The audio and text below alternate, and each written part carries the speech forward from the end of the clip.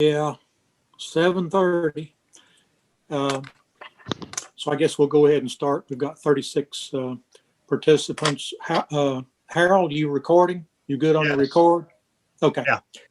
Welcome everybody to, I guess it's October meeting of the Forsyth County Amateur Radio Club.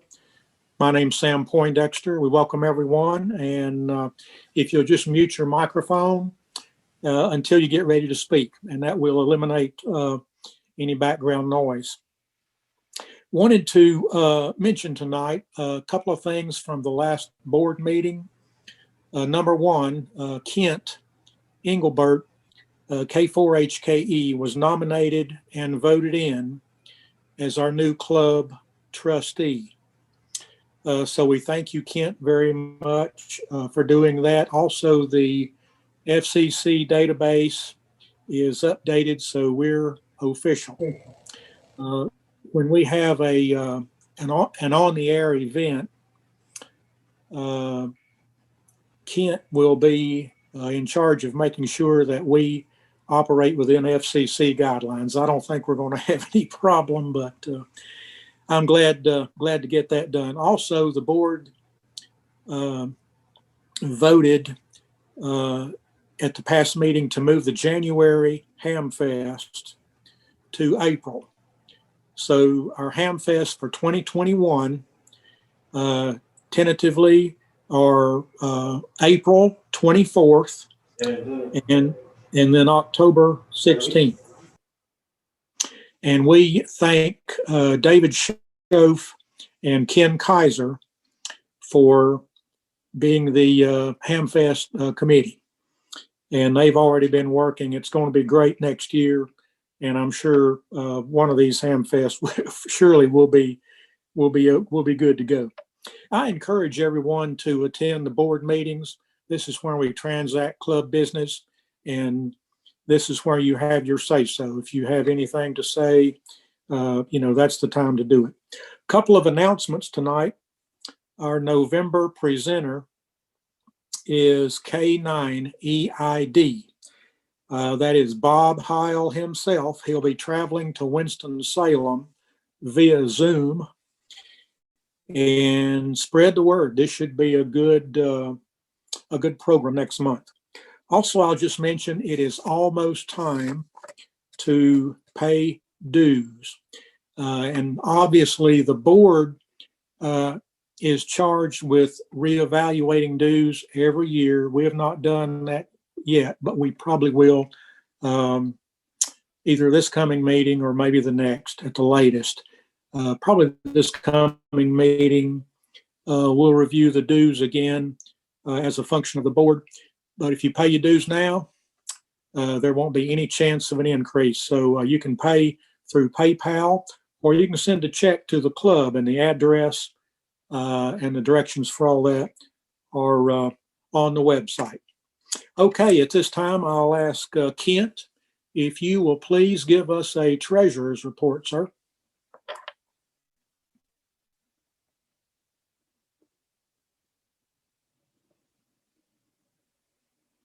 I know Kent's here. I saw him. Preferably with his mic working. Hello, Kent.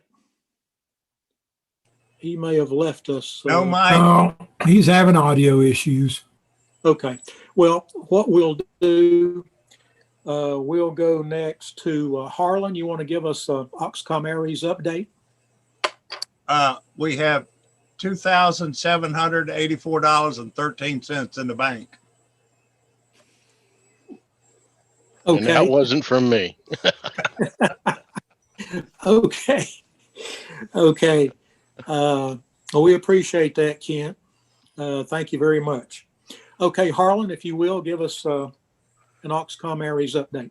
All right, real quick, because of just all the stuff that's going on, we have pushed back the dates on some of our training. We do have a Zoom training session this Thursday night at 8 o'clock. Same, this channel right here, although there is a different number for it in the newsletter. Please attend if you can. The training is important, that we maintain our training up to date and that we keep it going. The state is starting to do more online training. I will be getting through some instructors certifications this week for the state to be able to do some of the state training online. And I will have more on that once we get through that and find out what courses they're planning on using us on. I know I will be used here in the county to either instruct or assist in multiple courses. The EOC NCS course, the net control course, we got it probably 90% done now. And I anticipate at the board meeting next week announcing some tentative dates for giving that. That'll be given in 4 2-hour sessions. That is was the consensus of the Oxcom group, that they prefer, instead of 1 8-hour day, 4 sessions. So we'll try to spread those out over the next month or so and get them done before the end of the year in a timely fashion. So next week, I'll let you know those dates, because by then I should have the course completed. Other than that, we're very busy. Still working with the state. I have a conference with the state Oxcom group this week as well.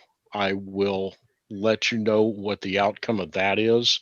I understand there is some changes in the Oxcom mission for the state, as well as some of the policies that we have to abide by.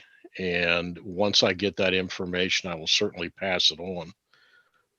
And that'll happen on Friday, I think, is our conference call. So that's pretty much it. And, please make sure you make the Thursday night nets. We only had, 6 people, I think, the other night. And we need to have more than that and keep our training and our activities up. That's it. Thanks, Sam. Okay, thank you, Harlan. We appreciate that. I do not see Dale. Anyone seen Dale? He usually Okay. comes in a little later. Yeah, well, we'll get a testing and repeat report after the presentation then. Okay. At this time, I would like to introduce Doug Spriggs, the W4DCS, our presenter tonight. Doug, you have the floor. Okay, are you copying me okay? Yes, sir. Let me go ahead and do a screen share here.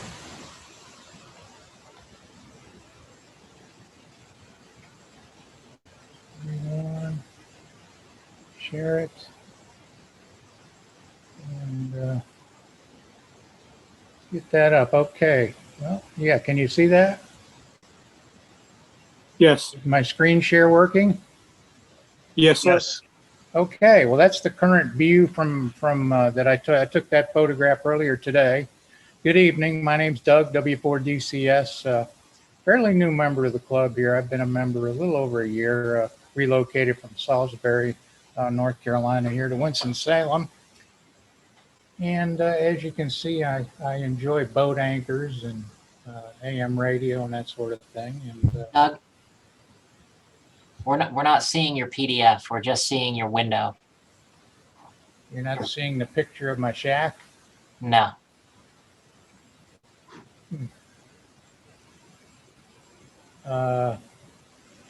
What's showing is the Windows File Manager. Yeah, unshare and then bring up the one you want and reshare. I think we'll take care of it. All you see this with the mouse moving? Yeah, I put up a Oh, well, darn. Yeah, I'm just displaying a photograph here, but it doesn't seem to. So you don't see that picture? no, we see the desktop, Doug, and that's it. You see the How about The now? File Explorer. Yeah, click unshare at the top. We've been through this before. Once it's brought up this screen, you're going to have to unshare this and then get the one you want to share. So every time I bring up a picture, I'll have to. No. how many screens do you have, Doug? Just one? I've got two. Okay. Yeah, the way Zoom presents it, sometimes it presents the picture as a share, or it presents the screen that it's on as a share. And what you want to do is select the screen that it's on. That way you can bring pictures up and down. Okay, I'll have to reverse things then. Okay. So let me try this. I'll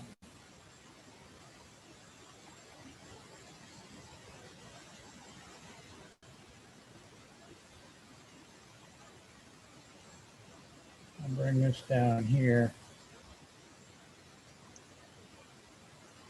And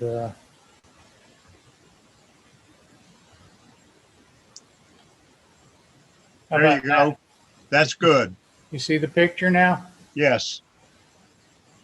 Okay. Well, that's the current state of the shack. Took that picture earlier today, and you can see the E-Class AM rig is this deal right here. Okay. That's the VFO that drives it. It's a DDS VFO. The power supply is over here.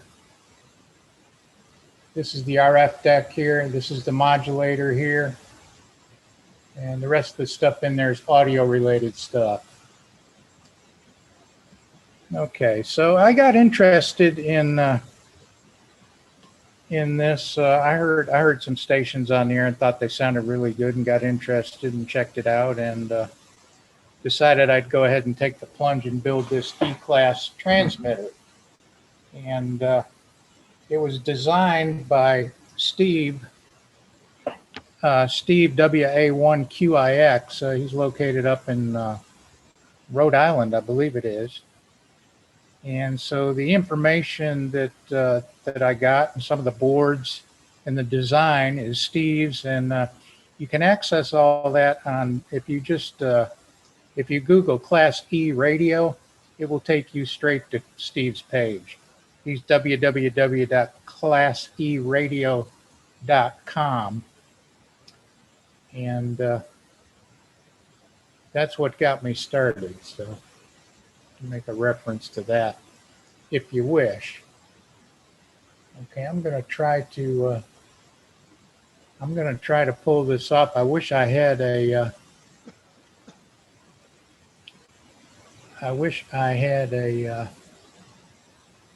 looks like it's working. Can you see that? Can you see that block diagram? Yes. Let me blow it up. Okay, this is just a block diagram of the basic AM station. Shows the different pieces that, and this would apply to a broadcast station or a ham station, where you have separate pieces that run the thing. And so what I'm going to show you is how I put this together in an E-Class design. With the different blocks. What I'll do, excuse me, is I'll go through each section of it and then I'll stop and take questions. So I've got about 4 or 5 of these diagrams and maybe about 20 some odd photos to go through. So I'm going to try not to make it too long. We'll try to keep it to 30 minutes or so. So here we go. And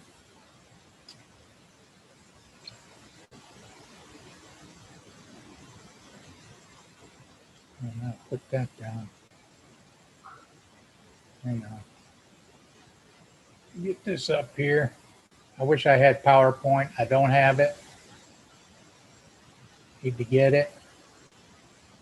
This is the schematic of the power supply. It's pretty basic. I'm not going to get real technical here, guys, because I don't want to lose your interest, but just a basic power supply. I used a very large toroid transformer here. This is a 50 amp rectifier bridge, a series of capacitors, filter capacitors, and a couple of relays to control it.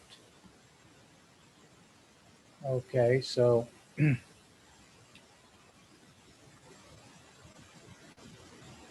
here is the beginnings of it. Okay, there's the toroid trim. So are you seeing all this? Okay. Yes. Here's the toroid. Here's the capacitor bank. There's the 50 amp rectifier, and gives you an idea of.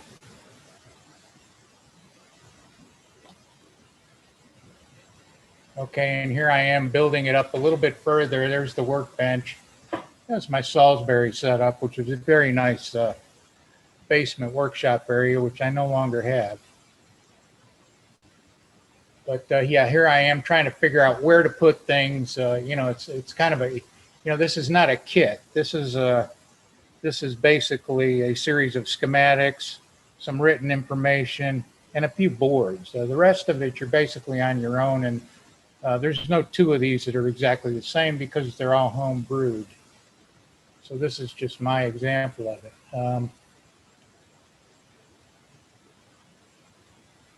Going further with it, you can see the elements that were in the schematic, the toroid, the capacitor bank, large relays.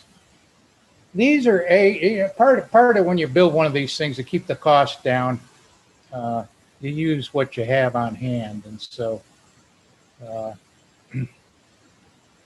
what I had on hand were these 120 volt relays, and I didn't want to run 120 volt outside the case. So this power supply here basically is just a low voltage DC supply that where these relays operate those relays. So that saved me some money. I did it. It works fine.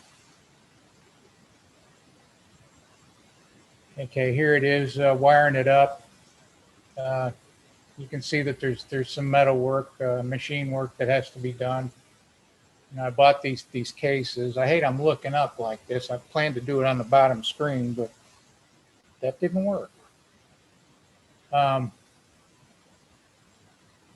Yeah, so that there's an amp meter, volt meter, 130 volt, 10 amp supply.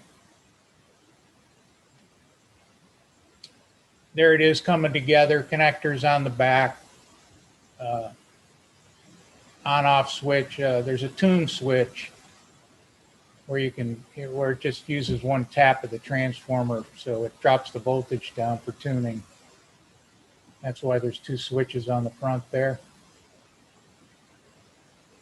Okay, and here we are. You get a kick out of this. Here we are into the modulator part of the thing. And I'm going to bring up a schematic here.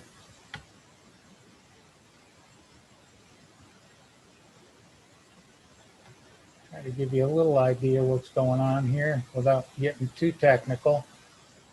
This thing is pulse width modulated. In other words, it's digital. It takes a line level input here, converts it to digital. Okay, and the PWM generator, pulse width generators down here on this chip.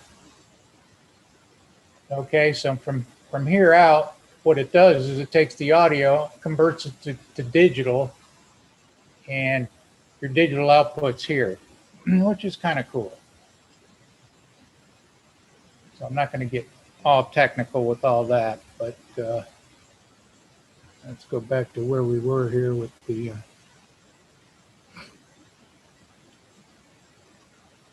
okay, so here we are with the modulator board, and this circuit this board right here is that board of the schematic I just showed you. It takes the audio input, converts it to digital, and then feeds the output to this board back here. Okay, what's involved here is a couple of power supplies. Okay, this is the filter right here. These coils and capacitors are the filter that changes the, basically the digital signal goes to this amplifier board back here, okay? And that you could think of that as like you would an audio amplifier. So you've got a high current, high voltage digital audio signal going into this filter. And this filter actually converts it back to analog before it feeds the module. And there's an efficiency factor that you get doing it digitally, and that's the reason for it.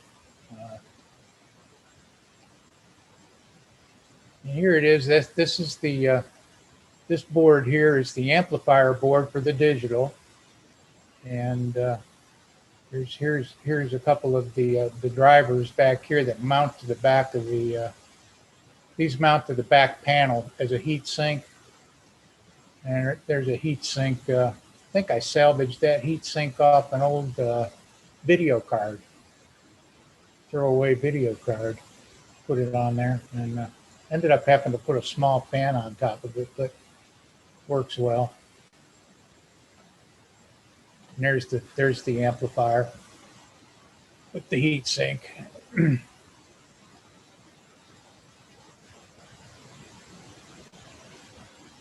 And there it is coming together with connectors on the back, and there's meters on the front that I'll explain that in the next slide, I think it is. But, yeah, here I am wiring it up. That's the test bench and the mess. A work in progress, but I enjoy that stuff.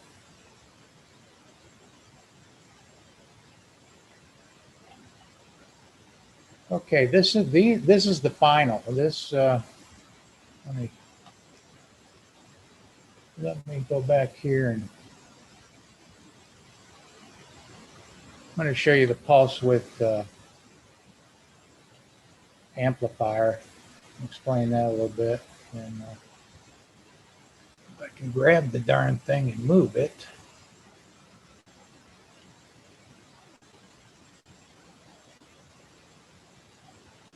If I can blow it up a little, that'd be good too. Yeah, there you go. So here's your PCM coming in off that amplifier, off of the board that does the digital conversion from analog to digital, and the digital comes in here, and these are the amplifiers. And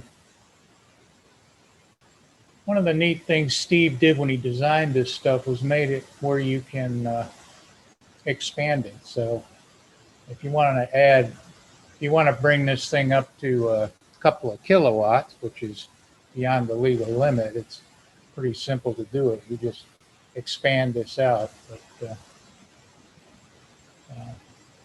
the amplified digital signal goes out here, goes in here. These were those big coils I showed you, and then this gives you a couple of outputs to your finals, and it gives you amperage reading, and the meters on the front. This gives you the coming from the power supply, your 150 volts, how much current you're pulling, and then this gives you the current reading here and voltage readings going out to the finals. Okay, so, and then when you get to the final section,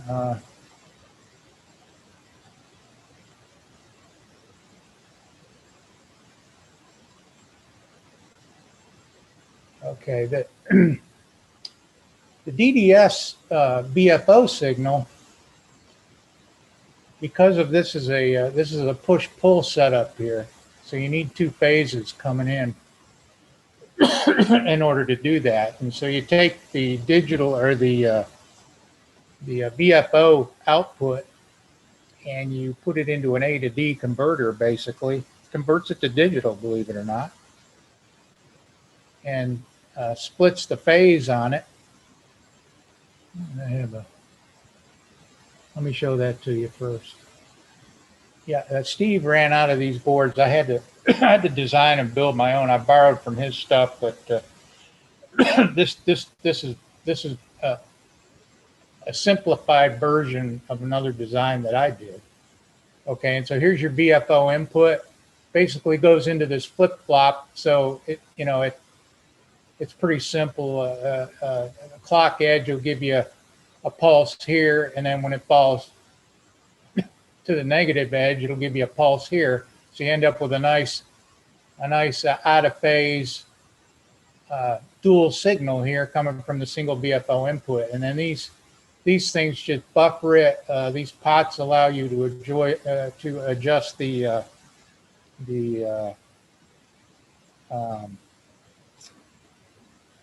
it's the phase width, the phase. I'm losing the thought on the word there, but I'll show you the signals in a few minutes. But anyways, and then here's your outputs that go out to the drivers on this other schematic. No, don't close that. Go here. That output, those outputs, phase 1, phase 2 come in here. And these are the finals, okay? And this is another example of how you can expand this out. This is an 8 MOSFET setup, and it'll do a 450 watt carrier all day long. Okay, which peaks you up, 400 watts anyway. Okay, which is just a little bit above the legal limit, but this is easily expanded out because you can see these blocks. All you have to do is expand these blocks on out. And so there's a lot of guys out there running these things really way over the legal limit, which I don't advise, but it seems to be a popular thing to do. I don't know. I'm not going to get into all that. But yeah, these are the drivers. These are the actual finals, the MOSFETs, the output transformer, tuning section here. These are power supplies. This is an RF detector here that feeds a signal to a board that monitors everything and has the ability to shut things down if it detects overload. Okay, back to the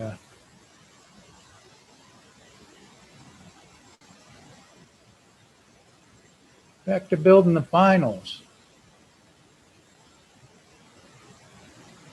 Okay, here's a heat sink. Not nearly big enough, but it's what I had, so I used it. And there I am laying out the design for the finals.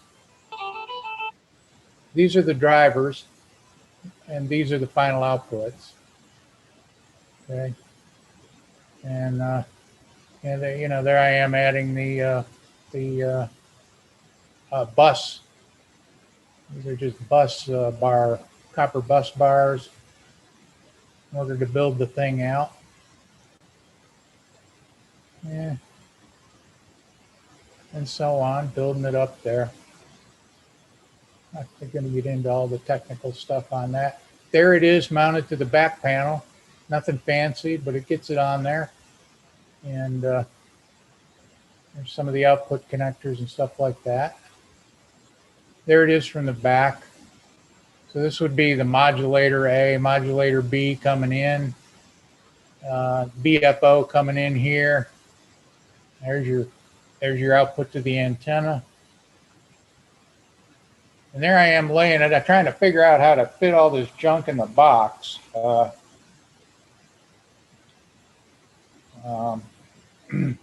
finals on the back, the tuning and the load capacitors. And I just scrounged this stuff wherever I could find it. eBay is our friend. This was a prototype here of that A to D splitter thing that I wasn't able to get from Steve. These things are just some DC to DC converters that for voltage supply reasons. This is the transformer for the output. This is a little RF detector. Send a signal back to the board that monitors everything. There's that A to D converter and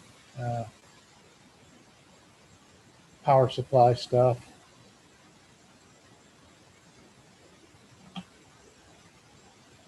Another picture of it. This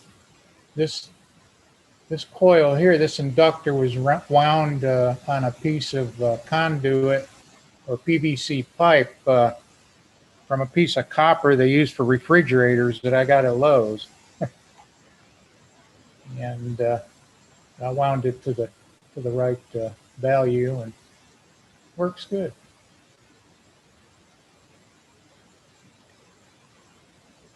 And there's the front of the modulator with the meters.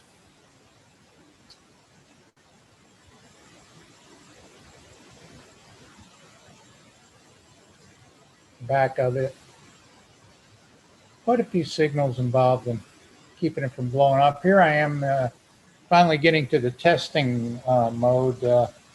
Large resistor on the top of the on the back corner there, sitting on cardboard. You know, that way if you have an overload, it gets too hot, it catches the cardboard on fire, and you know you got a problem. Just kidding. But anyways, that's a dummy load for the modulator wants to see about 5 ohms, and that did the trick. I found that at the Charlotte Ham Fest. I think I paid $3 or $5 for it. What a deal. And I made a good dummy load for testing that. More testing. This is the VFO in the box here. That's the RF deck modulator. And power supply down under there somewhere. More testing. So the power supply is down here. Modulator deck, final RF deck. VFO over here, which are all the elements of the station.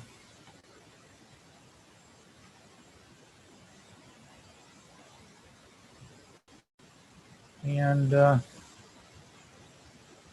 see here.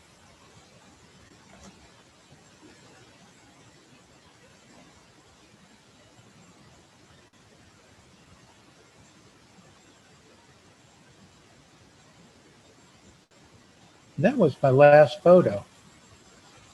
So, boy, it's a scary amount of silence here. I hope this wasn't too boring. It's a smoke and solder type show and tell, and that's the deal. No, it's been very interesting. We've been listening. And there again, here it is mounted in these. I found these shelves up here, or these rack mount deals at a Salisbury Ham Fest. Some guy had them, and I grabbed them and finally mounted stuff in there. I use a RE20 microphone, and that feeds into a small preamp. And then I go from the preamp into this parametric equalizer. And all of that feeds into this peak limiter up here, which is a homebrewed device. Two old LA 2A studio type of limiter. So anyways, that's the deal. I enjoy AM. I'm embarrassed to admit that I have not put a 2-meter station on the air. I got all this stuff. I've got a 2-meter radio, but I have not, and an antenna. I just haven't got it up. So watch out, Vagabond people. Once I get that on the air, maybe I can get involved in some of the stuff that you guys are doing. But anyways, let me thank the officers of the club for what they do. Don, who does a fabulous job on the newsletter. It's really amazing what he gets done, and you know, we couldn't do all this stuff without you people, you know, that step up and take care of the club. So Sam and Stacy, and I'm not sure who all the members are, but it is appreciated. And any questions? Anything I can answer for you? Doug, how do you have any idea how much money you have invested in your transmitter? Or are you afraid? I would somewhere in the $900,000 range. I mean, you can't it adds up. The cases are the cases are $100 a piece. The MOSFETs, it adds up. So yeah, I'd say in the neighborhood of $1,000. Yeah, well, that's a very neat build. What frequency do you normally use? You'll hear most AMers.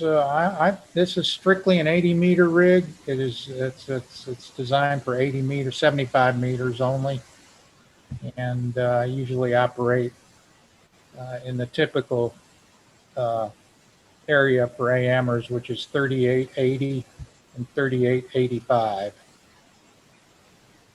So 3.880 and 3.885 megahertz is where you'll hear a lot of the AM activity, and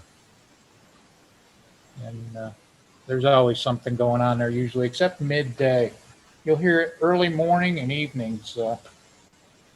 In the evening, the propagation opens up, as you probably remember as a kid listening to AM radio, where 400 watts or so will cover the East Coast pretty well. Doug, I think the more interesting question to me is not the money, but how much time did all this take? Well, I was looking for a long-term project, keep me off the streets and out of trouble, and this was a good one for that. And I think it took the better part of 6 months or so, off and on working on it, because it's not a kit, so you've got to source all your parts and locate all the stuff and figure out how you're going to build it together. There's examples out there. I mean, Steve's got examples on his website, and I would say there's probably a dozen of these type of rigs on the air on the East Coast. I'm not sure about the Midwest and the West Coast, but I'm not sure how many of them have been built.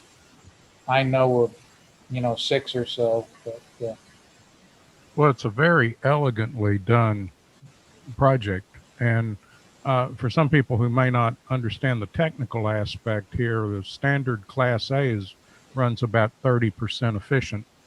So, and that's just for the final, and then the modulator itself runs half the power, the output power, and it's only 30% efficient. What kind of efficiency do you get out of this? And I have a second question: is where did you get that power transformer? Did you wind it, or did you find it?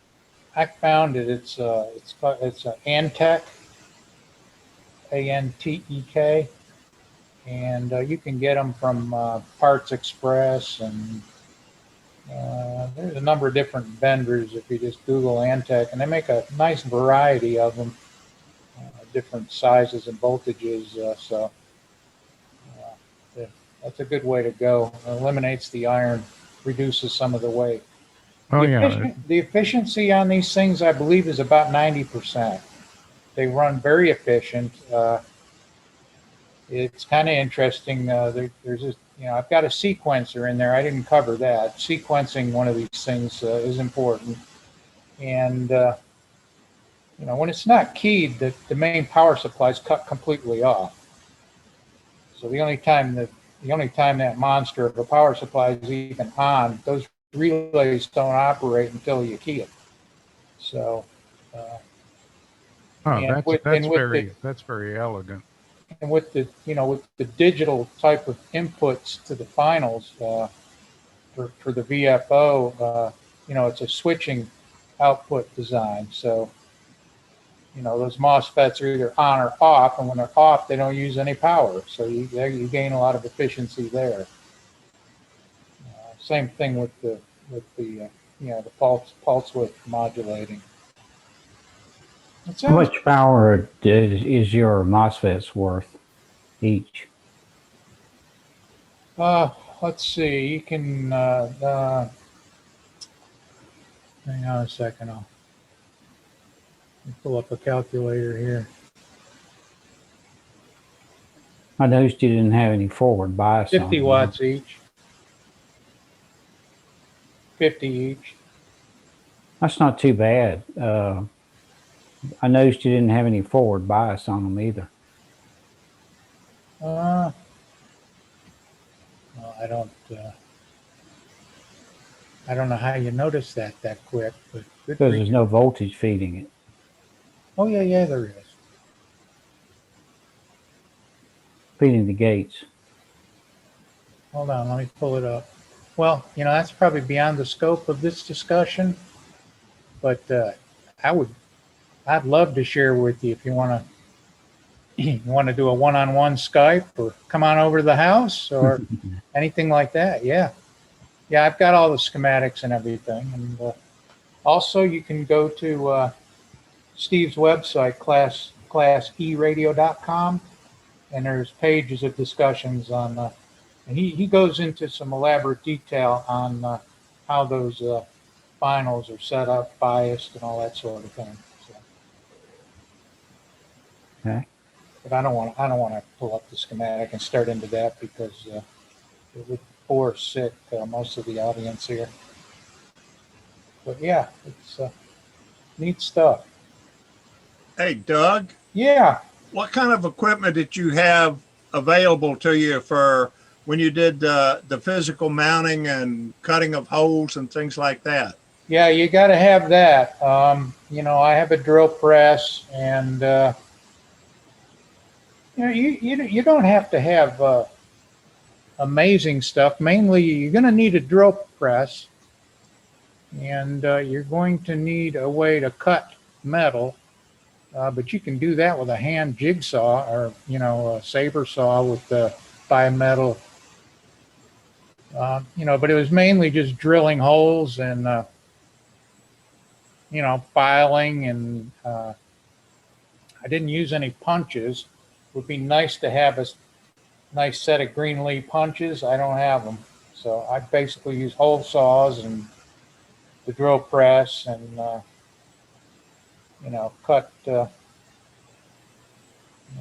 cut it anyway. You can start out by drilling a hole and then hand cut after that sort of thing. So nothing real fancy. Yeah, I just wanted to comment on the excellent job you did on it. Well, I've built a few projects like that, and I know what you did as far as, doing it by hand, a whole bunch of drilling to cut a hole and then a lot of filing. Yes, a lot of filing, and it takes quite a bit of time, but that's what I was looking for. I enjoy that sort of thing, and matter of fact, I just finished building a Class A audio amplifier. We won't get into that, but it's well, I don't know. I'll wheel it over here and let's see it. Well, I can. It's all wired in. Never mind. Don't get me started, Harold. But yeah, I just finished a Class A audio amplifier. It's really neat. Uses 300B tubes, and yeah, that's fun stuff. I built. Did you use any thermal grease on those, or use those thermal insulators, or did you have to insulate the tabs at all? Yeah, there's thermal insulators. Let me see here. See them there? Am I still sharing? Yes. Yeah. Yeah. See those thermal insulators on the back? So you used the silicone ones? Yeah, those are silicone thermal insulators without grease there. Yeah. And then the ones that are, where the tab is ground, those are. Yeah, I use thermal grease wherever I need to. I really like your homemade bus there. Yeah, that was, similar with some other guys. Mine's unique to my setup, but I just used some copper strip and made some buses like that. It gives it a good, good low resistance, RF happy environment. But yeah, the trying to fit everything in a small box is a challenge sometimes. That was a lot of it, sitting there and thinking about how in the world am I, these monsters here, you can do these with toroids, but I couldn't find the toroid cores, the right type to do it. So my understanding is these work just as well or better. So I just went with what I had. This is just pieces of PVC pipe, with wire wrapped around it to get the right values, and seems to work well. I get good audio reports with the thing. So did your copper air wound copper coil, did you get that in one pass or did it take several tries? Oh, it took several. Well, I didn't have to wind it. I wound it long and then cut it. I use I've got a small little inductor meter that I was able to measure it with. So I wound it long and then cut it down to the right value. Then just hammered the ends of it. Where is the damn thing? Let's see here. Are those coils 14 gauge wire? It's kind of what they look like. I don't remember. I think so, yeah. This was not a recent project. I built this thing a couple years ago, so memory's fading. But yeah, here's the one with the coil. Now you can't see the ends of it, but they're hammered and drilled, so you can run a screw through them for mounting.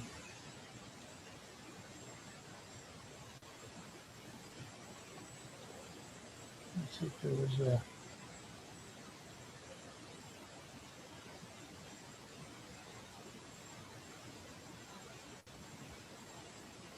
Yeah, I don't have a... Oh, you can kind of, let's see, if I zoom this, you can see it, Harold. Let's see here. There, you can see it. Yeah. How much Yeah, current? so I just cut them down and flattened the ends here, drilled a hole in them. Yeah, Lowe's refrigerator tube. How much current does this thing draw? About 8 amps at 130 volts. Oh, so you got the voltage up and you reduce the current. Nice idea. Mm-hmm. Well, the MOSFETs will take that at least. For comparison, was discussing the other night with someone, old Collins 21E, which was a 5,000, 10,000 watt AM transmitter. The one that I worked on was 5,000 out, and it was drawing about 50,000 watts from the power line. So because of tube filaments and because efficiency was not the name of the game. Here, you're putting out 400 watts, and you're drawing maybe 500 from or less from the power line. Yeah. So it's an amazing accomplishment. And, Yeah. and for the broadcast people moving to something like this, the commercial design, it pays for itself in the power bill. Yes. It's the standard now for AM broadcast stations. Unlike the A-class audio amp I just built, which I can set next to me in the winter and it'll heat the room. But, yeah. You might could use a couple of different types of MOSFETs too, to reduce the amount of MOSFETs that you have. Of course, they're cheap anyway, but I mean, you could use like a ERF 7530, which is a uh, 85 watt device, I think. So you could up the MOSFETs or up the power of the MOSFETs and reduce the amount, like 8 pieces, Yeah. down to 4.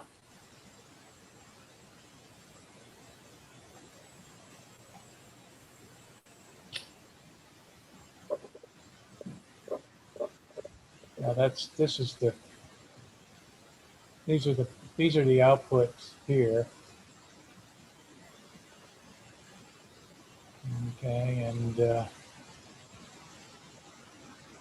modulation DC inputs right here.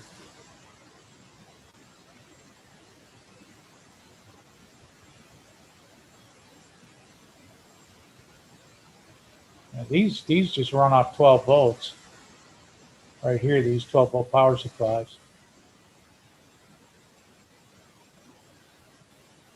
It's kind of neat. It's got Steve designed this protection circuit. Let's see if I can find a picture of it that monitors the output. It has an efficiency meter. It's proprietary, so you can see it's this board back here on the back right here. Whoa. Hey, Doug, the circuit boards, did you make those or were they No, available? that's what Steve does. This board here, okay, is what's he called? REA, Radio Electronics Associates, something like that. He also, one of his main products is a modulation monitor. I'll give him a plug here. Let me show you this. And it's just a sweet piece of software. You see this thing here? Is that showing up? Yes. Yeah, there you go. It's a modulation monitor. Oh, wow. How many windows do I have open up here? There it is. And this thing's really neat. It comes with a detector you put in line with your coax, and then a USB cable goes to your PC, and so this gives you your modulation percentages and your peaks, your positives, your negatives, and so I think he sold these to a bunch of radio stations for monitoring their signal. That's really cool there. That is really cool. It works very well. Gives you an analog, shows you your analog signal, so you can see your waveform, your envelope, and then it's got the meters and shows you it's got the peaks here. And one of the neat things about this design is you can overmodulate quite a bit and control the negative peaks, which are what cause the splatter and the trouble. So gives you that punch like an AM broadcast station without the splattering all over the place. Of course, 80 meters is not really the DX band. What's your best DX on AM? Oh gosh, I do rag chewing with it. I don't know. Texas. I don't do any DX. It's a rag chew type deal. Well, yeah, 80 meters isn't the DX band. Just curious because, you know, sideband has such like, I think it's 9 dB advantage. So almost 10 times. Yeah. If you're running 400 out, that would be like the equivalent of about 50 watt sideband, but because of the noise and everything. Yeah. But I still love it, although I just don't get on the air much. I sometimes go down there and listen to the AM guys. Yeah, it's a pretty good group of guys, and a lot of boat anchors. You hear a lot of the older rigs, the old Johnson rigs, which I have several. And I really enjoy operating them as well. Of course, it's a little bit of a different world, but it's a lot of fun. one of the niches. I mean, that's a great thing about the hobby is there's all these different aspects to it that attract different people with different interests and skills and that sort of thing. So, Which of those receivers do you use with it? I saw the SX100 on top. I don't use. I mostly always use an SDR receiver with the Class E. Oh, okay. Well, okay. That makes it state of the art too. Yeah, and I had an issue with doing that where there was no automatic way to mute the SDR when you keyed the AM transmitter. That's something you wouldn't think about unless you operate one of these. So I designed a little circuit here. Can you see this? Not yet. We're looking at a. This is an Arduino. There's a little Arduino micro board in here. Okay, and so I just took an RF detector. It's got a little pot on the back to adjust it, and this wire is its antenna. And I just run this antenna back over to the over near my switch. It's not that critical. And then I have a little USB plug here. It plugs into the computer. Okay, and I wrote the code for the little micro chip in here. So how this thing works is when it detects RF, when it detects the carrier, it sends a command to the PC to mute use the keyboard mute function. There's no external way to tell Windows, okay, mute this or mute that. Windows doesn't work that way. So what I did was found some software that allowed me to set up quick keys. And so I send keystroke messages via the USB port, and it's pretty cool. It will automatically mute my SDR whenever I key the rig. So I don't have to reach over and do it. And so you don't get the feedback. Does that make any sense? Doug, which SDR receiver do you use? I've got a bunch of them. My favorite one is this. Doug, are you still do you still have things to show on your share screen? Otherwise, unshare your screen so we can see you. Oh, okay. Yeah, I don't. Okay. There you go. You know, I have this. My favorite one is this Air Spy. It's kind of like you guys have probably seen the SDR Play, which is probably the most popular one. Yeah, I have two of them.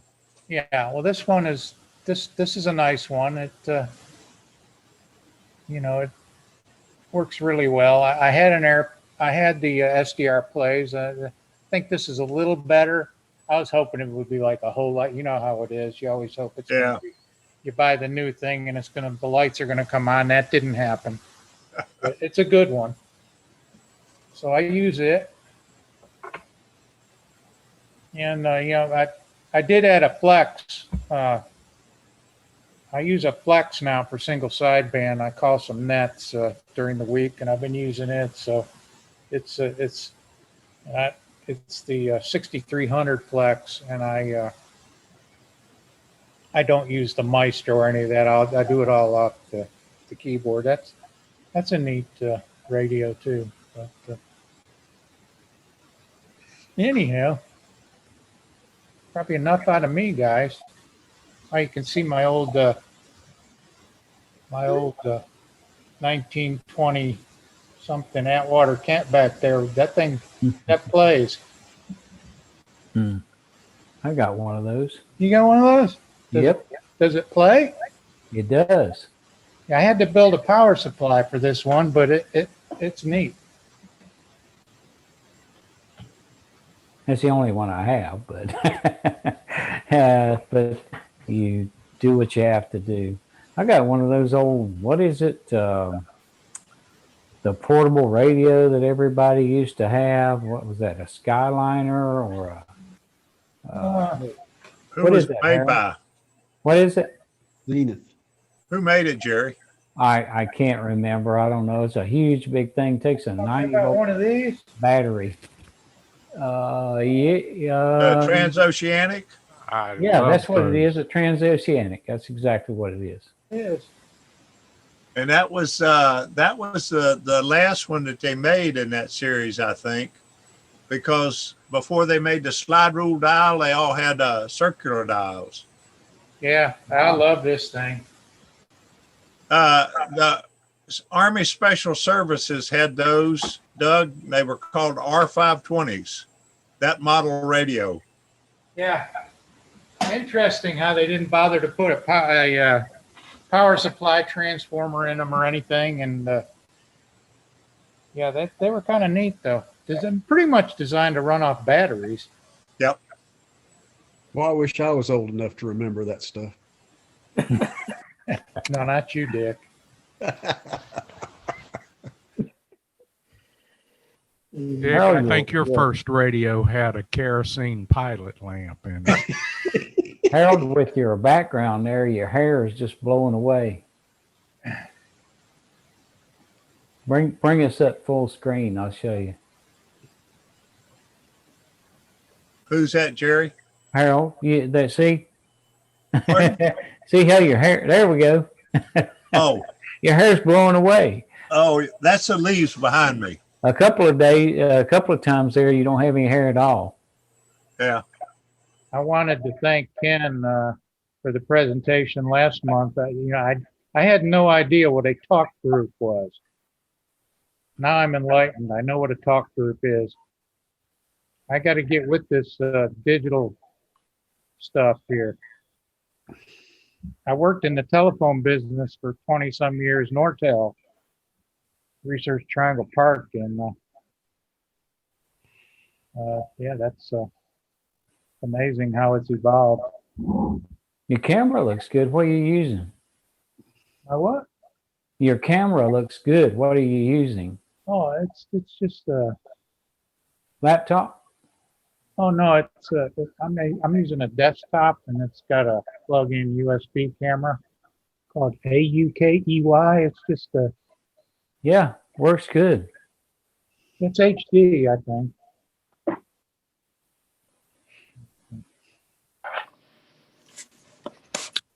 Okay. Any more questions for Doug? Well, Doug, we appreciate it. That was a great presentation. That's a work of art, and you should really be proud of that. I don't think Dale is with us yet. Anyone seen Dale? I don't see him in the list. No, he's not in the list. Okay. Well, in that case, does anyone have anything else for tonight? If you can hear me now. Hey, there you are. Just a reminder that Amazon Prime Day starts tomorrow for 2 days. Don't forget Operation Smile with the Forsyth Amateur Radio Club. Oh, thanks for that. I got to remember to do that. I got to buy stuff on there all the time. But what do you have to do again? You just go to smile.amazon.com and put in Forsyth Amateur Radio Club. Okay. And it'll from then on it should automatically bring you up to that. I mean, everything's exactly the same except it just gives us credit. Are you making out with that? Yeah, we average about roughly about $40 to $50 a quarter. Well, that's good. That's not bad money for not doing anything. Well, I'll give it to my wife, Janet. You get another $40, $50 a month.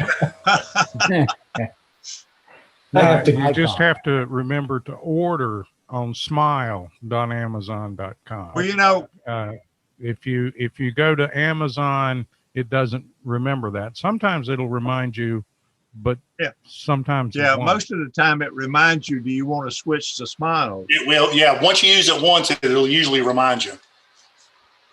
Sometimes it doesn't. Sometimes I have to cancel my order and back out because I clicked the wrong thing. So I made an icon. Uh-oh, lost your audio again. Well, order twice as much when you go back in. There we go. Oh, okay, I just got it. There's Okay, is it? transoceanic.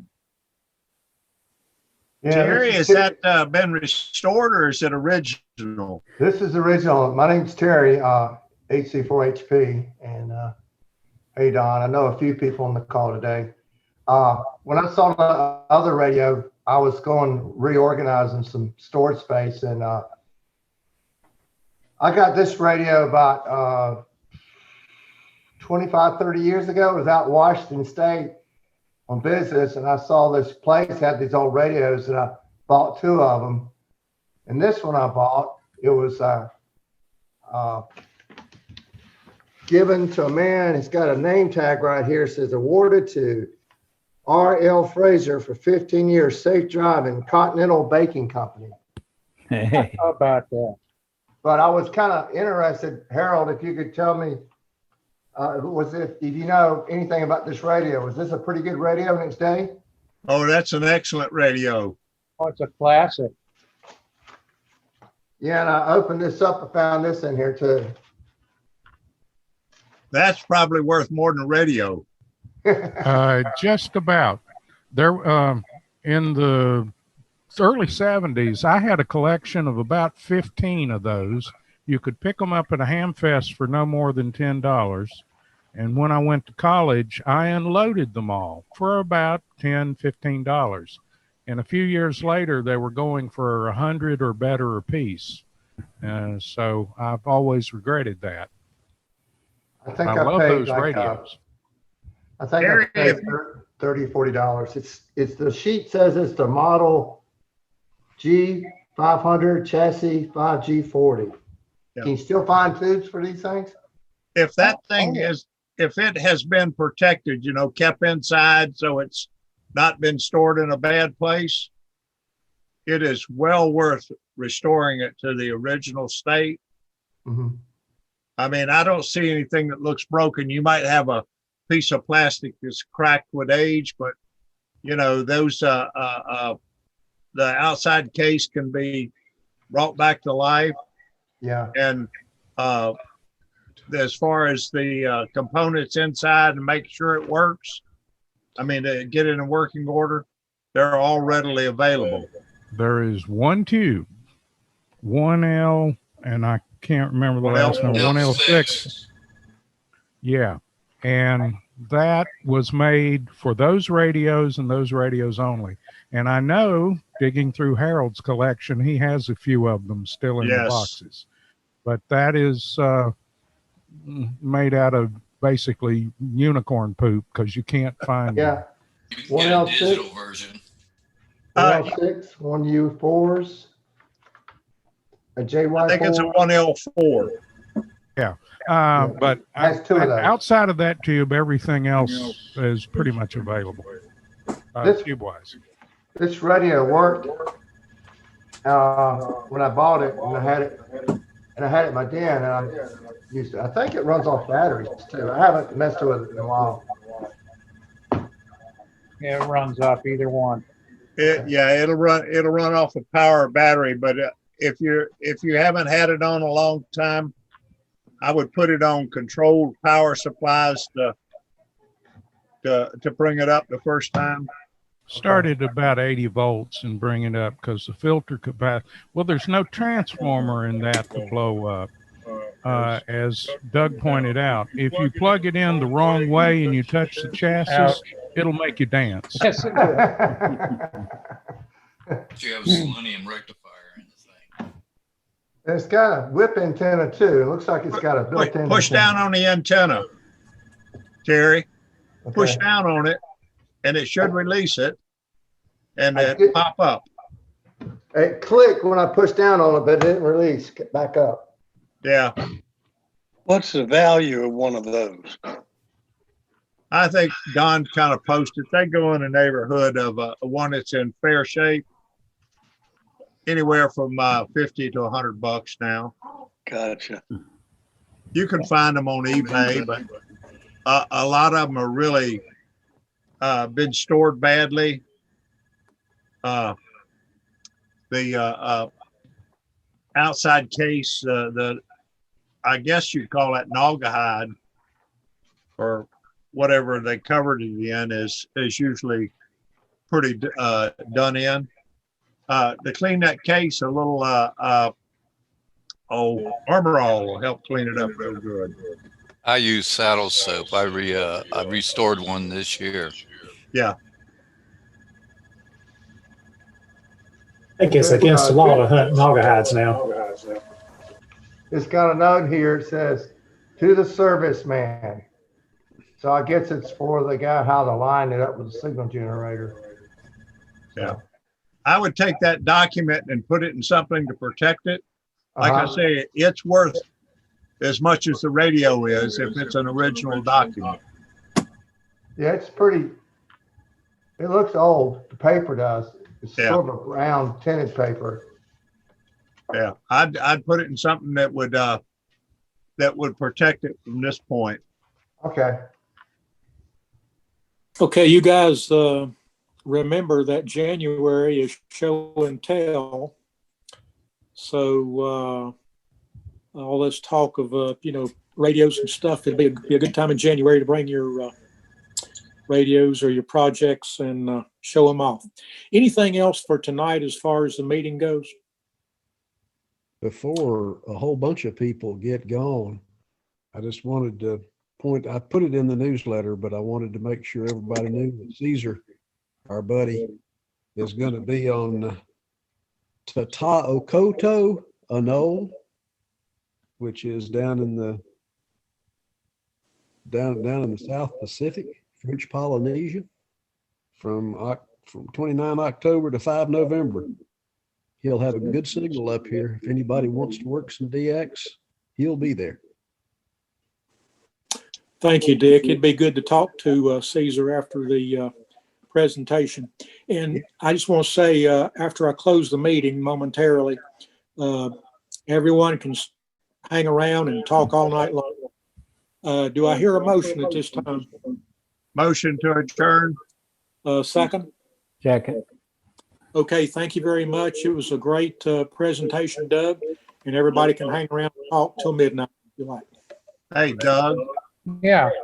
On your next project, Uh-huh.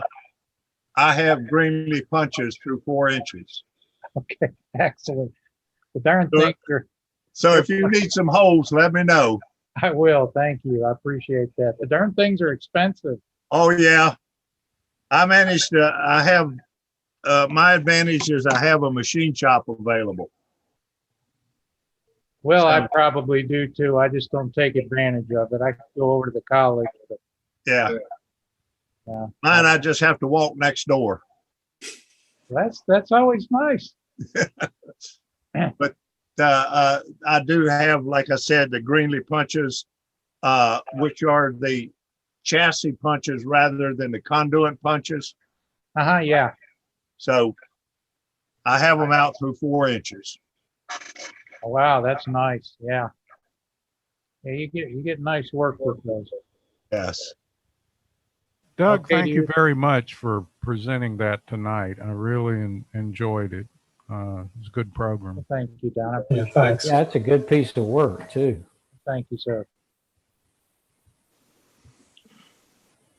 I've already seen the program once before, and it was still fascinating. Yeah, I did it in Salisbury. Well, we're glad to steal you from Salisbury. So welcome to FARC. Thank you. I appreciate it. And it's been all good. I don't know what's going on up there in Salisbury. I think things are a little bit of chaos. Yeah, welcome. Good presentation. Y'all have a good evening. See you, Harlan. I'm going to bail out too, guys. Nobody has anything else. We enjoyed it. Thank you. I appreciate it. We'll see you next month, if not sooner. Good night. Good night. Night. Dick, Good night. what's the call sign for Tata Noco? Tata Koto? Whatever it was. Yeah. TX0T. Say it again. Texas X-ray 0 Texas.